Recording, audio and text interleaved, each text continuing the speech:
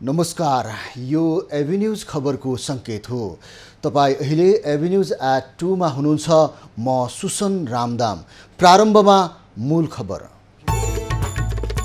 स्वास्थ्य बीमा कार्यक्रम कम्पनीलाई दिने योजनाको सत्तारूढ सांसदद्वारा नै विरोध। बजेट ओली सरकारले देखेको सपनामै आधारित रहेको एमालेको दाबी। गठबन्धन टुटाउन प्रधानमन्त्रीको कार्ड फाल्न थालिएको नेपालको भनाई। एमालेसँग एकता र गठबन्धन नहुने स्पष्ट।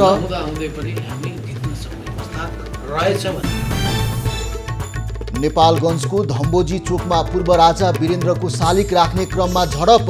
राजावादीद्वारा सेतु बिकको शालिगमा तोडफोड।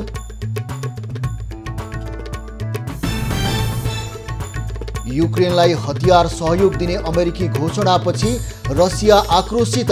वाशिंटनले नियतवश आगोमा घिउ खनाएको प्रतिक्रिया। र एसएससी महिला T20 च्याम्पियनसिपको खेल तालिका सार्वजनिक। नेपालले जुन 17 मा भुटानसँग खेल्दै प्रतियोगिताको सुरुवात गर्ने। अब खबरको सिलसिला प्रारम्भ गरौं बजेट छलफल सम्बन्धी प्रसङ्गबाट। स्वास्थ्य बीमा कार्यक्रम बीमा कम्पनी मार्फत अघि बढाउने अर्थमन्त्री जनार्दन शर्माको योजनाको पूर्व स्वास्थ्य मन्त्री गगन थापाले विरोध गरेका छन्। बिहिबार प्रतिनिधि सभामा बजेटमाथिको छलफलमा भाग लिँदै कङ्ग्रेसका महामन्त्री एवं सांसद थापाले सामाजिक सुरक्षाका विषयमा नेपालले लिएको दृष्टिकोण नै शर्माले नबुझेको बताए। बजेटको सिलिङका विषयमा अर्थ मन्त्रालयले छलफल गर्न सक्ने भए पनि आधारभूत कार्यक्रम नै चलाउने स्वास्थ्य बीमाका सन्दर्भमा उनको भनाइ छ। सामाजिक स्वास्थ्य सुरक्षाको कार्यक्रम हो। वर्षौं लगाएर हामीले स्वास्थ्य बीमाको एउटा अवधारणा बनायौँ। यही संसदमा यही उभिएर मैले प्रस्तुत गरेको कानुन हो। हामी त्यसमा थुप्रै कामहरू गर्नुपर्नेछ।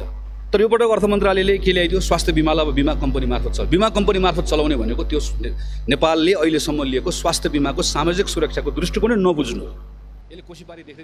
नेकपा माओवादी केन्द्रका सांसद गिरिराज मणि पोखरेलले पनि स्वास्थ्य बीमा कार्यक्रम बीमा कम्पनीलाई दिने कुरामा आफ्नो समर्थन नरहेको बताए। भन्ने कुरा चाहिँ यो कुनै कोणबाट हेर्दाखेरि पनि मैले बुझ्न सकेको छैन। म पुनरावलोकन गर्न आग्रह पनि गर्छु, किनभने यो युनिभर्सल कभरेजको कन्सेप्टबाट आएको, यो नाफा र नोक्सानको कोणबाट आएको होइन। जे जति WHO गाँसिएर हामीले हाम्रा संरचना बनाएका छौँ योसँग पनि मेल खाँदैन यो कुरा। बैठकमा एमाले सांसद एवं उपमहासचिव प्रदीप कुमार गेवालीले अघिल्लो सरकारले देखेका सपनाहरूमै आधारित भएर बजेट आएको दाबी गरे। घटाउँछु भन्नुहुन्छ, अर्कोतिर राजस्व बढाउँछु भन्नुहुन्छ, जबकि हाम्रो राजस्वको अत्यधिक ठुलो हिस्सा आयातमाथि निर्भर छ। कयौँ चिजहरू यस्तो छ जहाँ निश्चित व्यापारी घरानालाई फाइदा हुने गरी ल्याउनु भएको देखिन्छ। सांसद गेवालीले राजस्वको ठूलो हिस्सा आयातमा निर्भर भएको हुनाले आयात घटाएर राजस्व बढाउन नसकिने बताए। नेकपा एकीकृत समाजवादीका अध्यक्ष माधव कुमार नेपालले आफू प्रधानमन्त्रीको प्रलोभनमा नपर्ने बताएका छन्। पार्टीका नवनिर्वाचित जनप्रतिनिधि तथा कार्यकर्तालाई प्रशिक्षण दिन बिहिबार सुर्खेत पुगेका अध्यक्ष नेपालले षड्यन्त्रकारीहरूले गठबन्धन टुटाउन प्रधानमन्त्रीको कार्ड फाल्न थालेको भन्दै आफू प्रलोभनमा नपर्ने बताएका हुन्। उनले एमालेसँग एकीकरणको कुनै सम्भावना नरहेको पनि स्पष्ट पारे। गठबन्धन आउला अनि सबैको सहयोगले जितौँला भन्ने भावनाले गर्दा हामी एक्लै तयारी गर्ने काम अलिक कम भयो। हामी एक्लै तयारी गरेर अगाडि बढेको भए गठबन्धन नहुँदा हुँदै पनि हामी जित्न सक्ने अवस्था रहेछ भन्ने हामीलाई लाग्यो।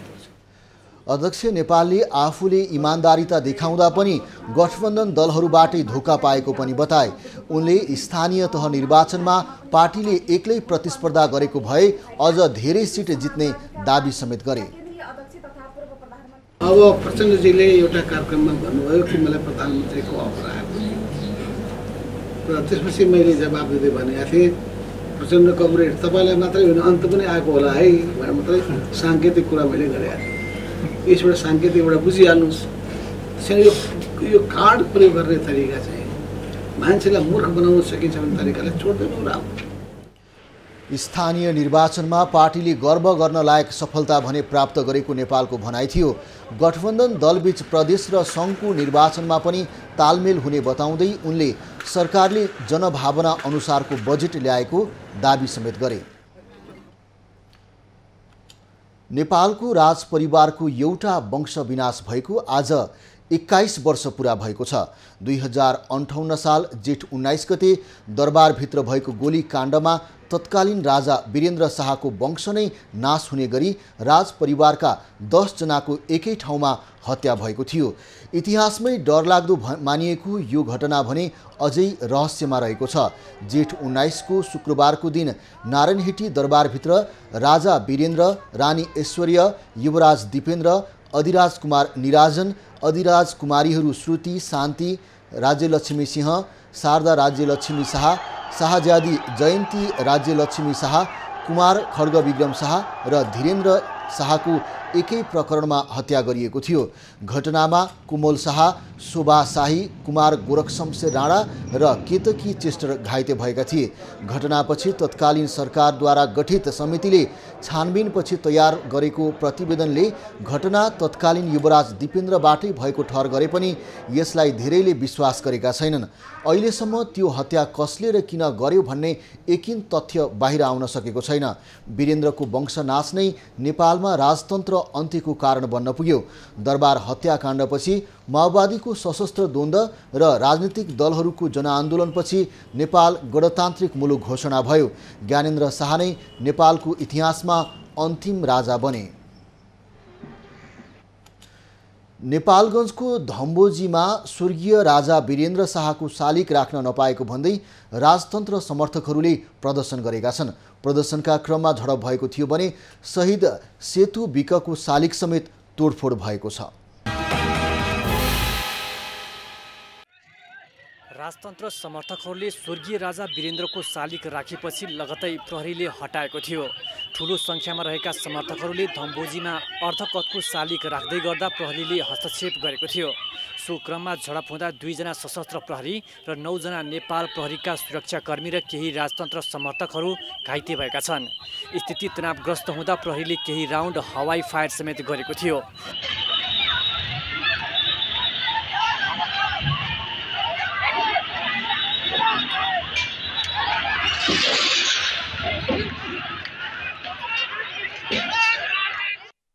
वीरेन्द्र चौकमा झडप हुँदा आक्रोशित समूह करिब 800 मिटर पूर्व न्यू रोडमा रहेको शहीद सेतु विकको शालिग तोडफोड गर्न पुगेको थियो।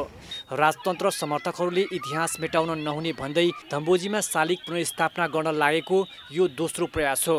केही वर्ष पहिला पनि सोही समूहले वीरेन्द्र चौकमा राखेको शालिग प्रहरीले हटाएको थियो। नेपालगञ्जको त्रिभुवन चौकमा भने जनआन्दोलनका क्रममा भत्काइएको स्वर्गीय राजा त्रिभुवनको शालिग केही महिना पहिला समर्थकले राखेका थिए। स्थानीय प्रशासनले सर्वदलीय छलफल र निर्णयबाट मात्र शालिग राख्न दिइने भन्दै हस्तक्षेप गरेको छ। तनावपछि धम्बोजीमा चौतर्फी सडक अवरुद्ध भएको थियो भने चौक वरपरका पसल बन्द गराइएको थियो। 2058 साल जेठ 19 गते तत्कालीन राजा वीरेन्द्रको वंशनाश भएको दिन पारेर समर्थकले स्वर्गीय राजा वीरेन्द्रको शालिग पुनर्स्थापना गर्ने योजना बनाएका थिए। नेपालगञ्ज ब्युरोको रिपोर्ट।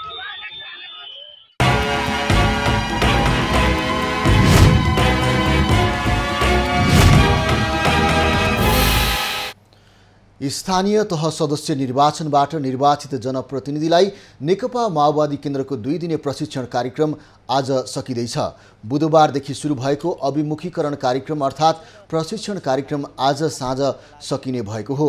आजको प्रशिक्षण कार्यक्रमलाई अर्थमन्त्री जनार्दन शर्माले सम्बोधन गर्ने कार्यक्रम रहेको छ। उनले आर्थिक वर्ष 2079-80 को सरकारको नीति तथा कार्यक्रम र बजेट धारणा राख्ने बताइएको छ।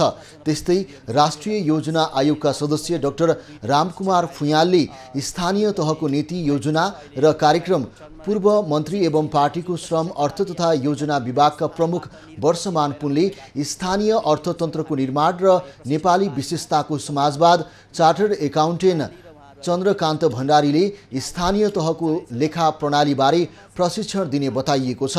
पहिलो दिन अध्यक्ष पुष्पकमल दाहाल, नेता नारायण काजी श्रेष्ठ लगायतले प्रशिक्षण दिएका थिए। नेकपा एमालेले बागमती प्रदेशसभा बैठकमा अवरोध गरेको छ। पशुपन्छी तथा मत्स्य विकास केन्द्रका 3 कर्मचारीलाई वर्तमान सरकारले आफू अनुकूल नभएकाले सरुवा गरेको भन्दै एमालेले आज बिहानको प्रदेश सभा बैठकमा अवरोध गरेको हो। बैठकमा एमालेका मुख्य सचेतक दीपक निरौलाले घटनाको सत्य तथ्य छानबिन गर्न सर्वपक्षीय छानबिन समिति गठन नहुँदासम्म बैठक चल्न नदिने बताए। प्रदेश सभामा सरकारले प्रस्तुत गरेको आगामी आर्थिक वर्ष 2079-80 को नीति तथा कार्यक्रममाथि छलफल हुने कार्यसूची थियो। नेपाल आयल निगमले पेट्रोलियम पदार्थको मूल्य बढाउने तयारी गरेको छ। अन्तर्राष्ट्रिय बजारमा निरन्तर मूल्य बढ्दै जाँदा घाटा चुलिएपछि निगमले मूल्य बढाउने तयारी थालेको हो। पेट्रोलियम पदार्थ भारतबाट खरिद गर्दा र कर तथा अन्य राजस्व तिर्दा जति पर्छ त्यतिमै अर्थात् परल मूल्य बिक्री गर्ने गृह कार्यमा निगम जुटेको हो। भारतीय आयल निगम आईओसीलाई तिर्नुपर्ने बक्यौता बढ्दै गएको र पेट्रोलियम पदार्थको आपूर्ति सहज बनाउन नसक्ने अवस्था आएकाले मूल्य वृद्धिको तयारी गरिएको हो। निगमले आईओसीलाई 16 अर्ब तिर्न बाँकी रहेको छ। जुन महिनाका लागि पहिलो किस्ता बापतको 16 अर्ब गरी 32 अर्ब रुपैयाँ यही 8 तारिकमा भुक्तानी गर्नुपर्ने अवस्था रहेको निगमले जनाएको छ। यो अवधिमा इन्धन बिक्रीबाट 10 अर्ब मात्रै तिर्न सकिने अवस्था रहेको निगमले जनाएको छ। आईओसीको बक्यौता तिर्न सरकारसँग 2 अर्ब रुपैयाँ मागे पनि सरकारले दिएको छैन। आईओसीले बुधबार पठाएको नयाँ मूल्यअनुसार पेट्रोल 203, डिजेल 183 र मट्टीतेल 148 रुपैयाँ प्रति लिटर पुगेको छ। खाना पकाउने एलपी ग्यास प्रति सिलिन्डर 2551 रुपैयाँ पुगेको छ। निगमले हाल पेट्रोल 180, डिजेल र मट्टीतेल 163 र ग्यास 1800 रुपैयाँमा बिक्री गरिरहेको छ। निगमले चालु आर्थिक वर्षको वैशाख मसान्तसम्म 47 अर्ब नोक्सानी बेहोरेको छ।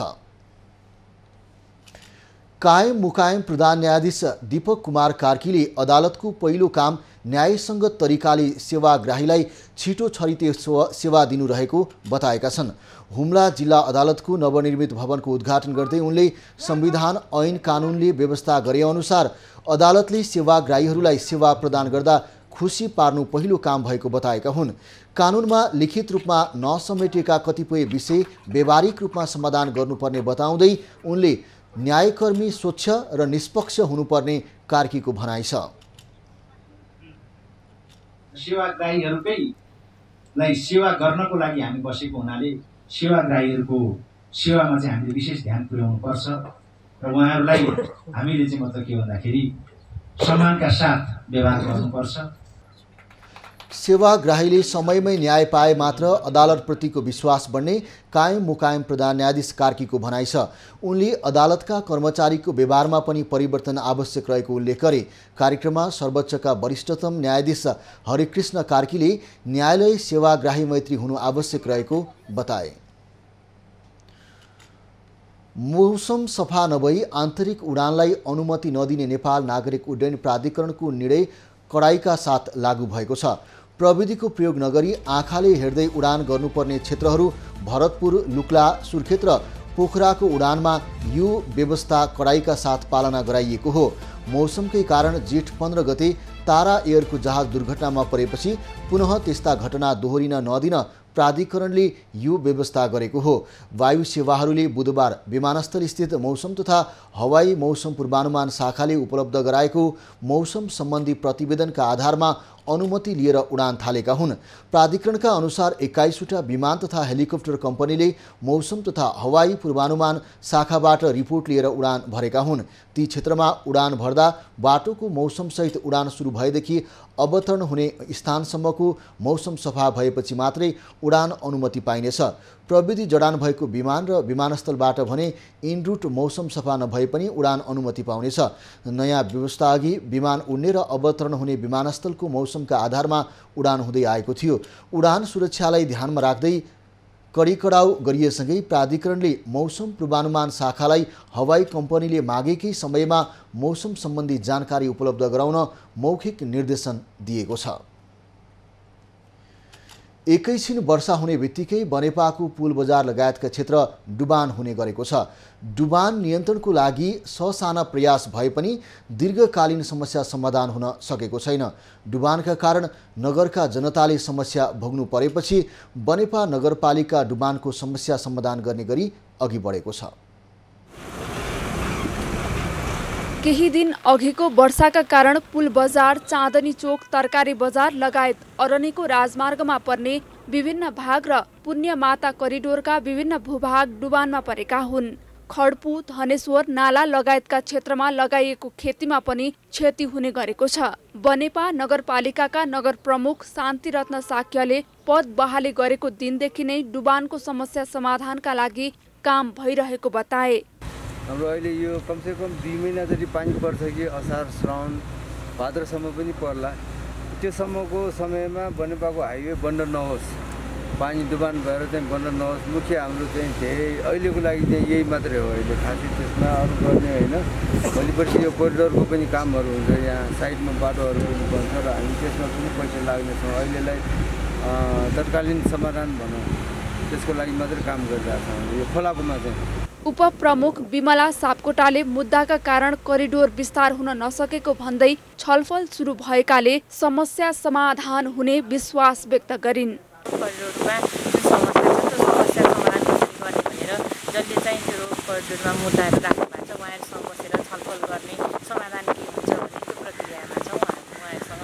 जमिनको सतहमा आएको परिवर्तन र अतिक्रमण बढेकाले यस्तो समस्या देखिएको र करिडोर व्यवस्थापन गर्नुपर्ने जलस्रोत विज्ञको भनाइ छ। अतिक्रमणले पुण्यमाता र चण्डेश्वरी खोलाको आकार घट्नु र खोलाको सतह बढ्नाले बनेपा नगरमा वर्षेनी डुबानको समस्या देखिएको हो। शहरीकरण जुन उन्मुख हुँदै आयो नि, एउटा समस्या के छ भने यो अब जुन हाम्रो 2टा खोलाहरू छ यो पहाडबाट अलिकति तल लागेर पनौतीको साइड लाग्न थालेपछि बल्ल यसले ग्रेडियन्ट चेन्ज गरेको छ। नत्र यो खोला चाहिँ करिब सम्ममै छ। त्यो सम्ममै भएको खोलाहरू दायाँ बायाँ भएर हिँड्नु यो उस खोलाको नेचरै हो। मेन्डरिङ प्रोसेस भनेर भन्छौँ हामी। खोलो कहिले दायाँ कहिले बायाँ गइरहेको। पानी पर्ने बित्तिकै बनेपाको पुल बजार, गोदाम चोक, नजिकैको पुल आसपासको क्षेत्र र पुण्यमाता फाँट डुबानमा पर्ने गरेको छ। नगरपालिकाले खोला किनारको 15 मिटर आसपास कुनै संरचना नबनाउन निर्देशन दिएको भए पनि यसको पालना भएको छैन। खोला छेउमा व्यवसाय गर्नेले अतिक्रमण गर्दा खोला साँघुरिँदै गएको छ। शहरी विकास तथा भवन विभाग मार्फत 6,27,95,000 को लागतमा पहिलो चरणमा काम गर्ने गरी करिडोर निर्माण थालिए पनि जग्गा धनीले मुद्दा हालेका कारण काम अघि बढ्न सकेको छैन। 23 किलोमिटर लामो करिडोरमा 3 चरणमा काम गर्ने योजना छ। खबरको सिलसिला अझै जारी छ, हामीसँगै रहनुहोला। अब बाँकी खबर। कबड्डी 4 की नायिका मेरुना मगरले गलत दुर्व्यवहारका विरुद्ध आवाज उठाउन आग्रह गर्दै उनले चुपचाप दुःख नसहन अपिल गरेकी छिन्। उनले आफूले धर्म विरुद्ध नभएर दुर्व्यवहार विरुद्ध आवाज उठाएको बताएकी हुन्। बौद्ध भिक्षु फुर्पा तामाङले आफूलाई अनुचित ढङ्गले घटनामा विवादमा तानिएपछि नायिका मगरले सामाजिक सञ्जाल मार्फत यस्तो प्रतिक्रिया दिएकी हुन्। जेठ 15 गते सिभिल मलको कफी सपमा तामाङले आफूलाई अनुचित ढङ्गले छोएको आरोप मेरुनाले लगाएकी थिइन्। उजुरीपछि प्रहरीले फुर्पालाई पक्राउ गरेको थियो।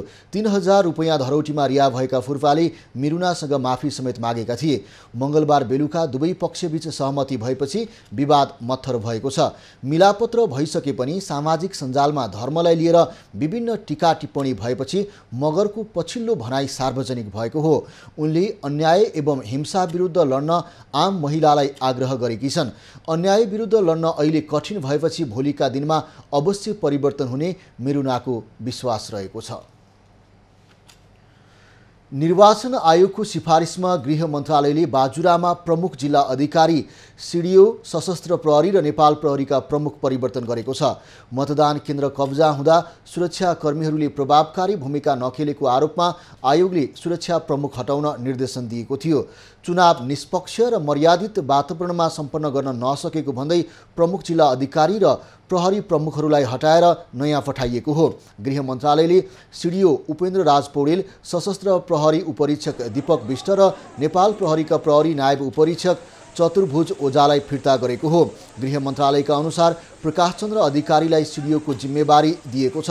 सशस्त्र प्रहरी प्रमुखमा गङ्गादत्त पन्त र नेपाल प्रहरी प्रमुखमा प्रहरी नायब उपरीक्षक सूर्यबहादुर थापालाई जिम्मेवारी दिएको छ।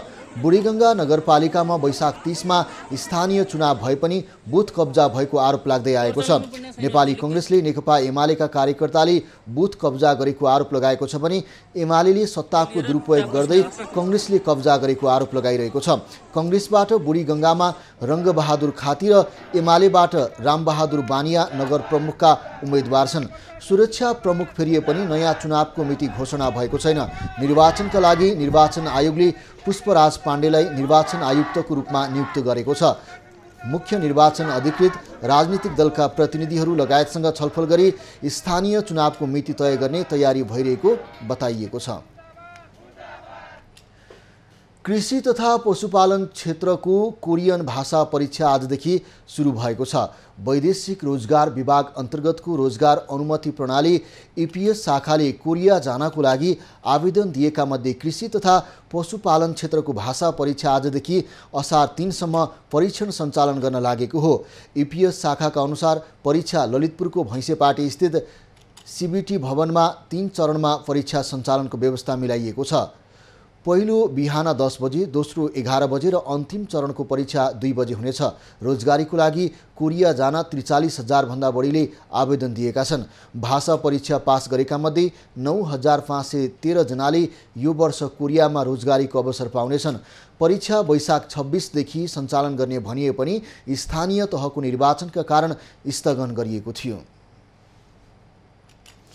खानेपानी मन्त्रालयले मेलम्ची खानेपानी हेड वर्क्सको मर्मत गरी दिगो रूपमा पानी आपूर्ति गर्ने सम्बन्धमा अध्ययन भइरहेको जनाएको छ। बुधबार सिंहदरबारमा पत्रकार सम्मेलन गर्दै खानेपानी मन्त्री उमाकान्त चौधरीले हेड वर्क्स मर्मत गरी दिगो रूपमा पानी आपूर्ति गर्न अध्ययन भइरहेको बताएका हुन्।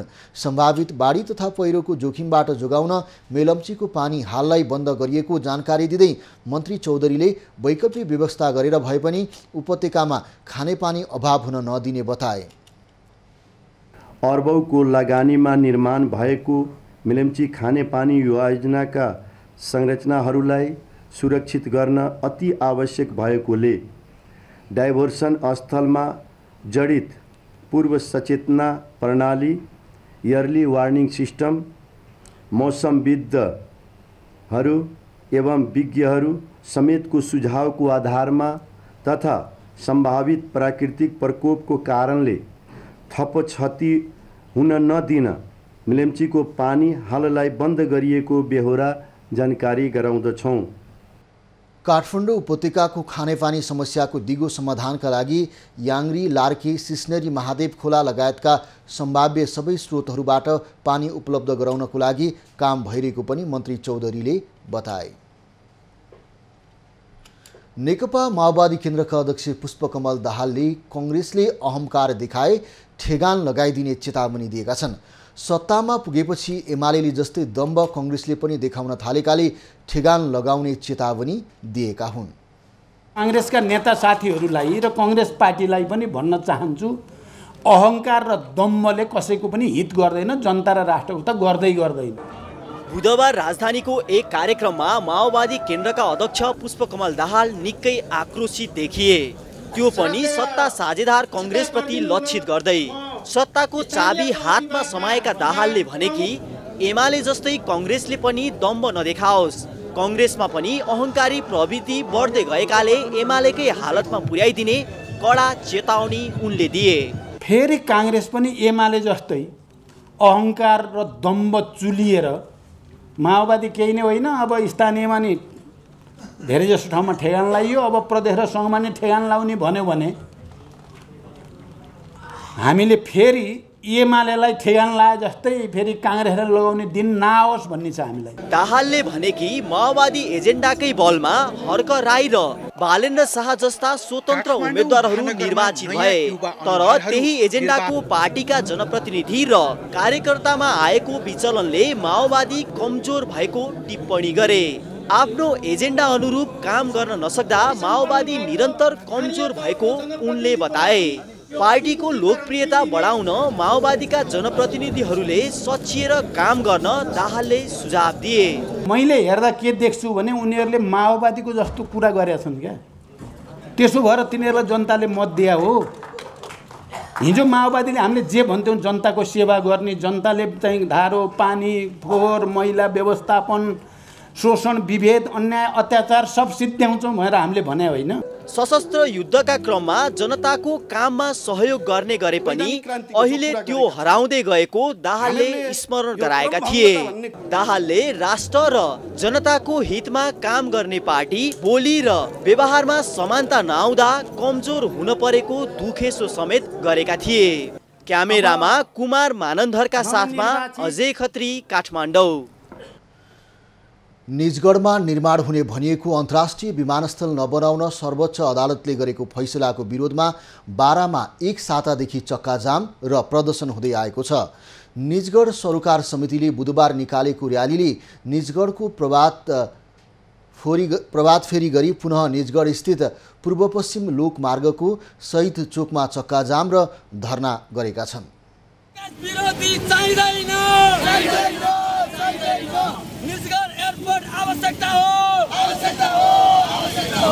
निजगढ अन्तर्राष्ट्रिय विमानस्थल नबनाउने सर्वोच्च अदालतको निर्णय विरुद्ध निजगढमा आन्दोलन जारी छ।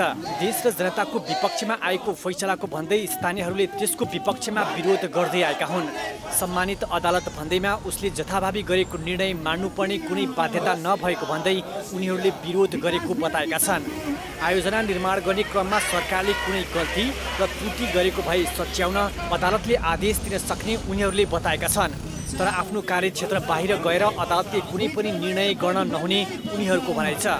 सर्वोच्चको यो फैसला शक्ति पृथकीकरणको सिद्धान्त विपरीत पनि भएको दाबी उनीहरूले गरेका छन्। निजगढको आन्दोलनकै कारण संसदीय समितिले कानुनी अडचन हटाएर विमानस्थल निर्माण कार्य सुरु गर्न सरकारलाई निर्देशन दिएको एमाले नेता पुरुषोत्तम पौडेलले बताए। न्याय निरूपण गर्ने काम गर्नुपर्छ नि। न्याय निरूपणका काम चाहिँ 20औं वर्षदेखि 10औं वर्षदेखि अन्यायमा परेका पीडित जनताहरू चाहिँ रोएर सडकमा छन् अनि सरकारलाई काममा डिस्टर्ब गर्न चाहिँ न्यायपालिका एकदम हतार गरेर आउँछ। वास्तवमा यो गजबको दृश्य छ। देशको अन्य भागमा अनुकूल नभएपछि मात्र टाङ्गिया बस्ती छनौट भएको हो। फेरि पनि निजगढको विकल्प खोज्न भनियो भने नेपालमा अन्त कतै पनि नबनाउन भनिएको हुन सक्ने उनीहरूले आशंका गरे। उनीहरूले भारत सरकार नेपालमा अन्तर्राष्ट्रिय विमानस्थल र फास्ट ट्र्याक निर्माणको विपक्षमा रहँदै आएको र त्यही अनुरूप अदालतको फैसला पनि आएको हुन सक्ने आशंका गरेका छन्। फैसलामा नेपाललाई हवाई यातायातमा सधैँ परनिर्भर तुल्याउने आशय रहेको पनि उनीहरूको दाबी छ। त्यसैगरी राप्रपा केन्द्रीय कार्य सम्पादन समितिका पूर्व सदस्य विनोद भारतीले सर्वोच्चको फैसलापछि संसदीय समितिको नाममा सरकारलाई जारी गरिएको भनिएको निर्देशन जनतालाई भ्रममा पार्न मात्रै आएको बताए। उनले राष्ट्रघाती फैसला विरुद्ध जनस्तरबाट प्रतिवाद गर्नुपर्ने उनले बताए। नेता भारतीले अदालतको फैसला जनविरोधी र विकास विरोधी भएको बताए। आज हामी सानो रूपमा यहाँ उपस्थित भएका होलौं। आज हामीले सानो रूपमा विरोध प्रदर्शन गरेका होलौं। तर दिन प्रतिदिन यो मास बढ्दै जानेछ र तपाईहरुको न्यायालयको विरुद्धमा पनि हामी उत्रिन पर्ने बाध्य हुन सक्छ। त्यस्तै निजगढ सरोकार समितिका संयोजक एक बहादुर श्रेष्ठले आफूहरूले विगतमा पनि निजगढ लगायत देशका विभिन्न विकास निर्माणको योजना सफल पार्न दबावमूलक आन्दोलन गर्दै आएको बताए। निजगढ निर्माणमा पनि सबै पक्षसँग सल्लाह र सहयोग गरेर निरन्तर विरोध गर्ने बताए। स्थानीयले अदालतको फैसला पुनरावलोकन गर्न माग गरेका छन्। फैसला पुनरावलोकन नभएसम्म सङ्घर्षका कार्यक्रम जारी राख्ने उनीहरूले बताएका छन्। इन्दीप कोइराला, बारा। सरकारले वातावरण मैत्री नीति 8 वर्ष अघि ल्याएको थियो। नीति आए पनि कार्यान्वयनमा सरकारी उदासीनताले विद्युतीय सवारीको प्रवर्धन हुन सकेको छैन। विद्युतीय सवारीमा करमाथि करको चाङ लगाउने सरकारी दोहोरो प्रवृत्तिले वातावरण मैत्री सवारी तथा यातायात नीतिको उल्लङ्घन भएको छ। प्रदूषणको मारले उपत्यका लगायत सहरहरू प्रताडित छन्। त्यसका लागि सरकारले वातावरण मैत्री सवारी तथा यातायात नीति 2071 पनि ल्यायो। बजेटमा समेत सरकारले पेट्रोलियम पदार्थको विकल्पमा विद्युतीय ऊर्जाको खपतलाई विशेष जोड दिएको छ। तर सरकारी नीति र कार्यान्वयन बीच कुनै संगति छैन। वातावरणीय तथा आर्थिक हिसाबले पनि विद्युतीय सवारी महत्त्वपूर्ण भए पनि सरकार स्वार्थ समूहको प्रभावमा परेकाले कार्यान्वयन नभएको वातावरणविद बताउँछन्। एउटा चाहिँ गभर्नमेन्ट आयो अर्को गभर्मेन्टले गरेको के काम लाग्दैन भनेर गाली गर्यो अनि त्यो त्यसरी चाहिँ हुँदैन के ओभरअल चाहिँ समाजलाई चाहिँ राम्रो हुने कुरामा अब अलिकति सरकारले चाहिँ त्यसमा आउने राजस्वलाई चाहिँ नि अलिकति मध्यनजर गरेर घटाउँदाखेरि फाइदा हुन्छ। सरकारले यसअघि नै सन् 2020 सम्म उपत्यकामा सञ्चालन हुने कुल सवारी साधनको 25% विद्युतीय सवारी साधन सञ्चालनमा ल्याइने लक्ष्य राखेको थियो, तर खनिजजन्य ऊर्जाको विस्थापन अहिलेसम्म हुन सकेको छैन। वातावरणीय हिसाबले मात्र होइन, आर्थिक हिसाबले पनि विद्युतीय सवारीको प्रयोगबाट ठूलो धनराशि जोगिन सक्छ।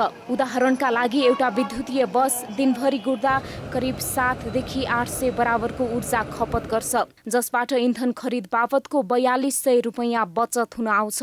उपत्यकामा एक दिनमा कम्तीमा 12,000 यात्रुवाहक सवारी गुड्छन्। ती सबै खनिज इन्धनबाट चल्छन्, जसलाई विद्युतले विस्थापन गर्न सके यात्रुवाहक सवारी साधनबाट मात्र दिनमा 5 करोड भन्दा बढी बचत गर्न सकिन्छ। यसो गर्दा महिनामा सालाखाला 15 अरब 12 करोड बढी आर्थिक बचत हुने देखिन्छ। तर सरकार नीतिमा जे जस्तो बोले पनि व्यवहारमा विद्युतीय सवारीको प्रवर्धनमा उदार पटक्कै छैन।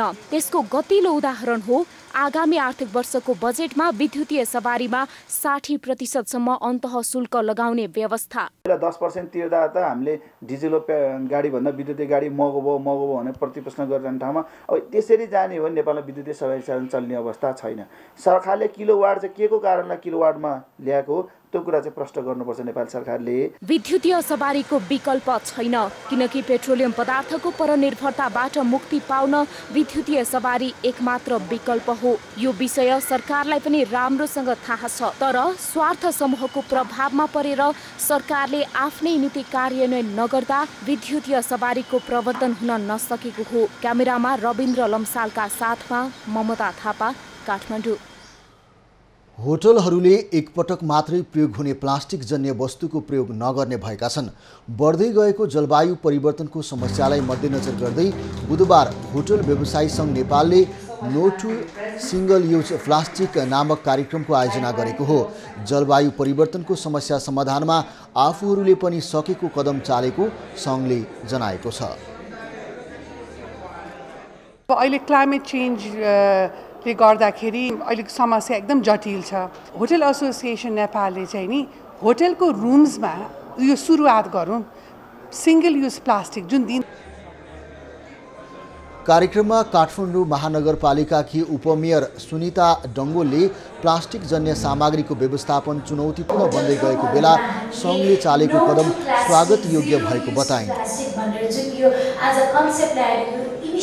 अभियानले सुरु भएको छ, यसलाई होटल एसोसिएसन नेपाललाई शुभकामना पनि व्यक्त गर्दछु। कार्यक्रममा नेपालका लागि बेलायती राजदूत निकोला पोलिट, सङ्घका 7वटै प्रदेशका प्रमुख, पर्यटन बोर्डका प्रतिनिधि लगायतको सहभागिता रहेको थियो। रातो मच्छेन्द्रनाथको रथलाई जाउलाखेल पुर्याइएको छ।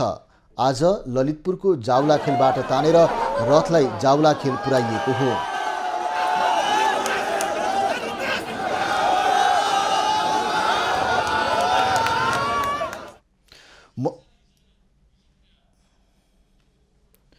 मच्छेन्द्रनाथको भोटो देखाउने जात्रा भने जेठ 21 शनिबार मनाइँदैछ। ललितपुरको पुलचोकबाट रथारोहण गरी रातो मच्छेन्द्रनाथको रथयात्रा गावाहाल, मङ्गल बजार, सुन्धारा, लगनखेल, इटिटोल हुँदै जाउलाखेलमा पुर्याएर भोटो देखाउने गरिन्छ। यससँगै मच्छेन्द्रनाथलाई सानो खटमा राखी बुङमतीमा लगिएपछि जात्रा समापन हुन्छ। रातो मच्छेन्द्रनाथलाई अन्न र सहकालको देवता मानिन्छ। त्यही हिसाबले अब सबैजना त्यही हिसाबमा सहभागिता र त्यही हिसाबको एउटा कृषि प्रधान देशमा त्यही हिसाबको सहभागिता कृषि मुलुकको त्यो लाग्छ मलाई। करिब 1600 वर्ष पुरानो रातो मच्छेन्द्रनाथको रथयात्रा वैशाख महिनाको शुक्ल पक्ष प्रतिपदादेखि सुरु भएर असार शुक्ल चौथीसम्म करिब 2 महिनासम्म मनाइन्छ। स्थानीय सरकार घर दैलोको सरकार हो। जनताकै घर दैलोको सरकार भएकाले हरेक प्रक्रियामा जनताको अर्थपूर्ण सहभागितामा जोड दिन आवश्यक छ, जसले दलीय बिचौलियाको निरुत्साहीसँगै मजबुत र बलियो स्थानीय सरकार बन्न सक्छ। स्थानीय निर्वाचन 2079ले केही सुखद र फरक सन्देशहरू दिएको छ, जहाँ दलीय तन्त्रको एकाधिकार र स्वेच्छाचारी विरुद्ध स्वतन्त्र पात्रहरू स्थानीय सरकारको नेतृत्वमा पुगे। काठमाडौँमा बालेन्द्र र धरानमा हर्क साम्पाङहरूको जबरजस्त उदयले स्थानीय सरकारको लोकतान्त्रिकरण र सुदृढीकरणमा नयाँ सन्देशका सङ्केतहरू देखिन थालेका छन्। पालिकाभित्र हुने हरेक निर्णयहरू सधैँ गुमनाम हुन्थे यस अघिका स्थानीय सरकारमा। तर यसपटक काठमाडौँ महानगरपालिका बैठकको प्रत्यक्ष प्रसारण गरियो, जुन अभ्यास पारदर्शी स्थानीय सरकार बनाउने पहिलो जमर्को हो। यसैगरी धरान उपमहानगरपालिका प्रमुख हर्क साम्पाङले सरकारी सवारी बिनै पालिकाभित्रै जनताको घर दैलोमा पुग्ने बाचा गरे। निजी मोटरसाइकलबाटै जनताको सेवा गर्ने बाचासहित उनले त्यसो गरेर पनि देखाइरहेका छन्, जसले स्थानीय सरकार मितव्ययी बन्नुपर्छ भन्ने स्पष्ट सन्देश दिएको छ। संविधान र कानुनले सुविधायुक्त सरकारी गाडी सुविधाको व्यवस्था छ, जहाँ राजस्वी ठाँटमा पनि पालिकाको काम गर्न रोकटोक छैन। तर साम्पाङले त्यो राजस्वी ठाँटलाई बहिष्कार नै गरिदिएका छन्। पूर्व अमेरिकी राष्ट्रपति अब्राहम लिङ्कनले भनेझैँ लोकतन्त्र जनताका लागि, जनताबाट र जनताले गर्ने शासन व्यवस्था हो। त्यही मर्म र भावना अनुसार स्थानीय सरकार पनि जनताप्रति जवाफदेही र उत्तरदायी बन्ने मात्रै होइन, जनताको अर्थपूर्ण सहभागिताको खोजीमा जुट्नुपर्छ, जसले स्थानीय तहमा भुइँ तहका जनताको प्रत्यक्ष र अर्थपूर्ण सहभागिता हुन सक्छ, जसका लागि स्थानीय सरकारको शासनमा सहभागी बनाउन भुइँ तहका जनतासम्म पुगेर उनीहरूकै सहभागितामा बजेट निर्माण, योजनाको छनौट र कार्यान्वयनलाई अघि बढाउन 8 पालिका प्रमुखले गर्न सक्नुपर्छ, जसबाट उनीहरूमा राज्य भएको अनुभव मात्रै होइन, भरोसा र विश्वास समेत अभिवृद्धि हुनेछ। त्यसकारण सिंहदरबारबाट वर्षौंदेखि बहिष्कारमा परेका जनतालाई संघीयताको महसुस गराउन पालिका प्रमुख बढी लोकतान्त्रिक र पारदर्शी हुन आँट गर्नै पर्ला। खबरको सिलसिला अझै जारी छ, हामीसँगै रहनुहोला। अब पालो एभिन्यूज एट स्पोर्ट्सको।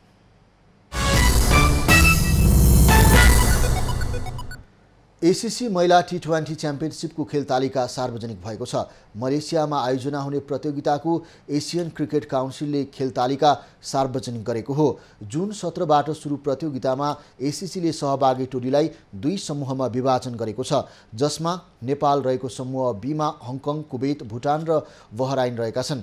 यता समूह एमा मलेसिया, युएई, ओमान, कतार र सिङ्गापुर छन्। च्याम्पियनसिपमा नेपालले 17 जुनमा भुटानसँग खेल्दै प्रतियोगिताको सुरुवात गर्नेछ। यस्तै नेपालले दोस्रो खेलमा जुन 18मा कुवेतसँग खेल्नेछ। नेपालले जुन 20मा बहराइन र जुन 21मा हङकङसँग खेल्नेछ। समूह चरणको खेलपछि शीर्ष 2 टोलीले सेमिफाइनलमा स्थान बनाउनेछन्।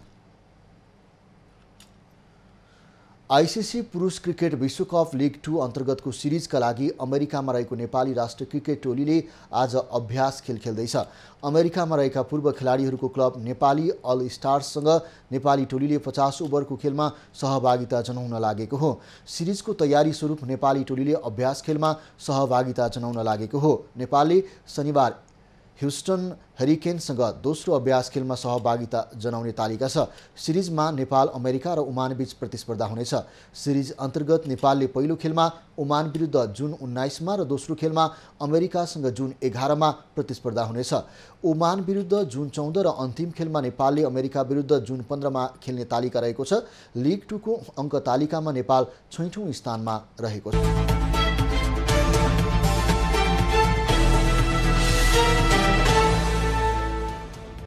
प्रोफेसनल फुटबलर एसोसिएसनले प्रदान गर्ने PFA player of the year अवार्डको मनोनयन सार्वजनिक भएको छ। अवार्डको लागि मनोनयनमा Kevin De Bruyne, Mohamed Salah, Sadio माने, भिर्गिल भान डाइक, ह्यारी केन र क्रिस्टियानो रोनाल्डो परेका हुन्। एसोसिएसनको अनुसार अवार्ड विजेताको नाम जुन 9मा घोषणा हुनेछ।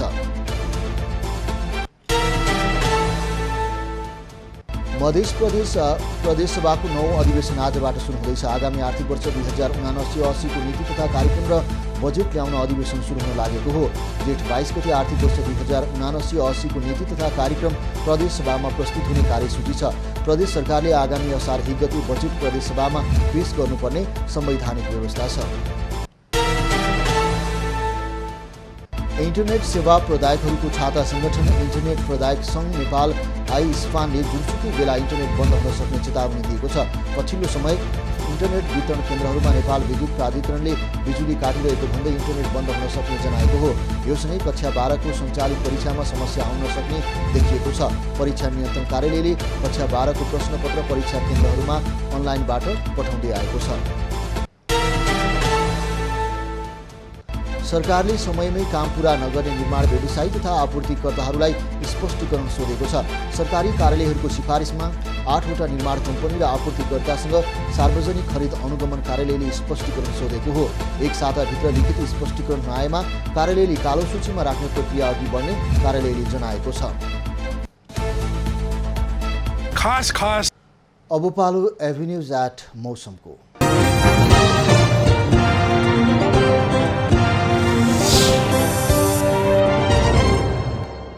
आज प्रदेश 1 मध्य प्रदेशमा आंशिकदेखि सामान्य बदली भई मेघगर्जनसहित हल्का वर्षा भइरहेको छ।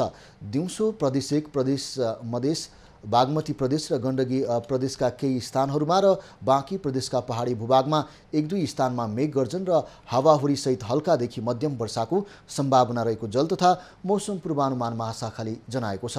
आज काठमाडौँ उपत्यकाको अधिकतम तापक्रम 29 डिग्री सेल्सियस र न्यूनतम तापक्रम 18 डिग्री सेल्सियसका बीचमा रहने अनुमान गरिएको छ।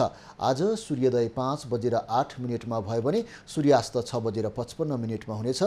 आज देशभरको मौसम कस्तो रहला त हेरौँ देशका विभिन्न स्थानको मौसमी अवस्था।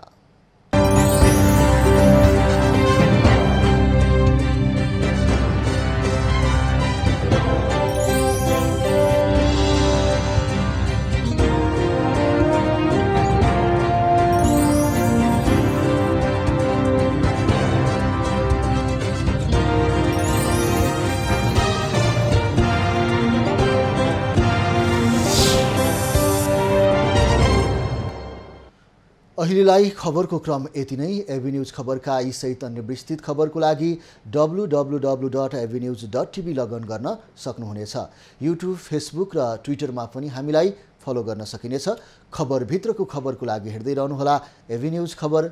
नमस्कार।